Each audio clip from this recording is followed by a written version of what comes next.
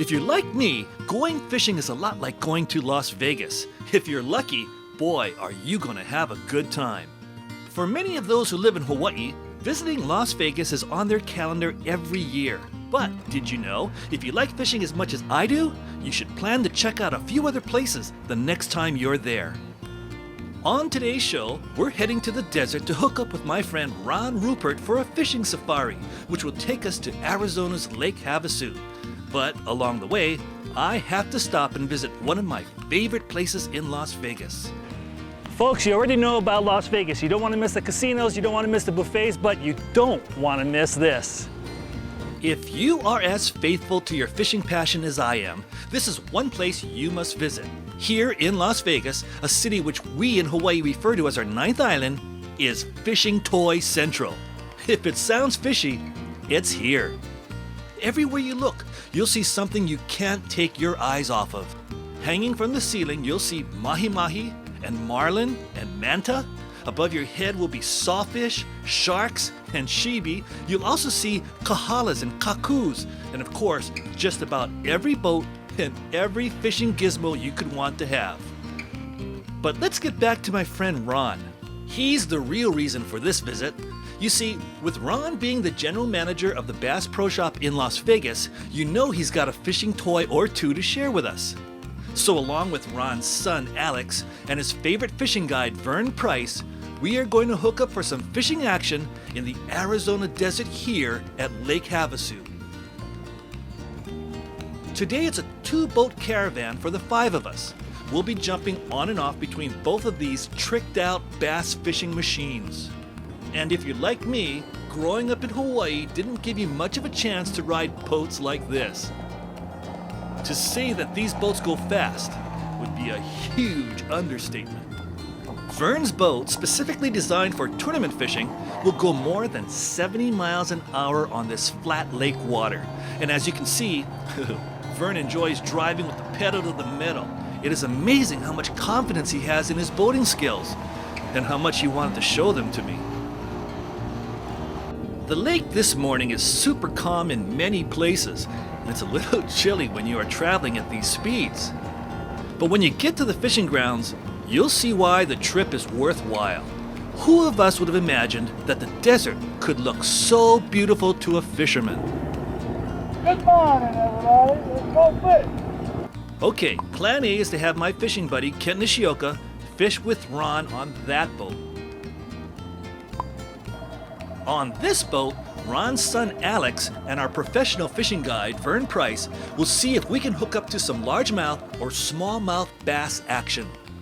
As you can see, there's no shortage of fishing equipment when you are traveling with Mr. Price. Vern's rigging up with what he calls a Texas drop shot rig. There's a lead on the end of the line and a lure just above it. Okay, we got the gear, we know the drill. Now let's go catch something.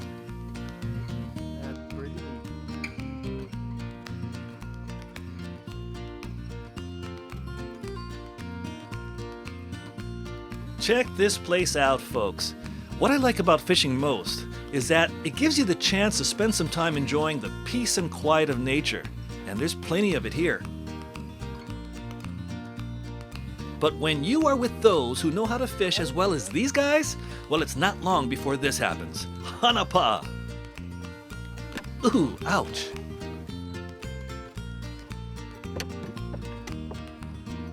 This is Lake Havasu River smallmouth. Is that big for the smallmouth over here or average? This would be probably an average fish, you know. It's a 13-inch, pretty average. Uh-huh. Probably a male sitting on a bed up there. Pretty aggressive around this time of year.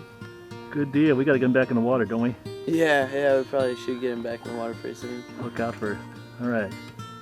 Now, if you haven't done this kind of fishing before, freshwater bass fishing is all about catch and release, unlike much of the saltwater fishing we do back home in Hawaii. There, most of our target fish is a desired menu item, and we are fishing just as much for the sport of it as well as for something we can bring home to the dinner table.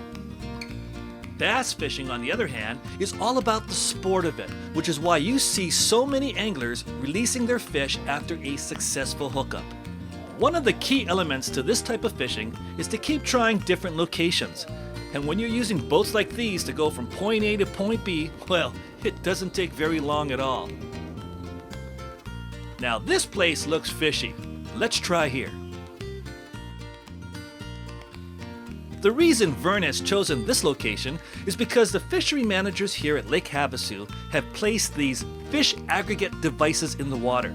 These structures, which we call fads, create habitat for both the bass and for the smaller fish which they prey on for food.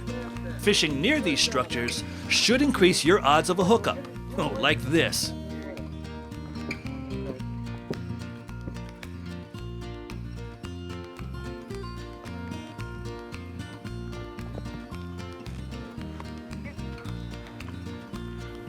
That's a little bit better. Yeah, it is.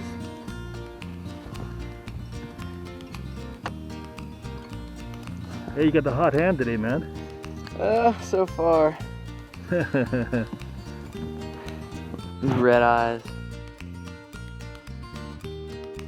Well, so far, so good. We're in the right place with the right guys. The fish are biting, the weather is great, and the scenery is as spectacular as it can get. More of our fishing adventure in the desert when we return, right after you catch this.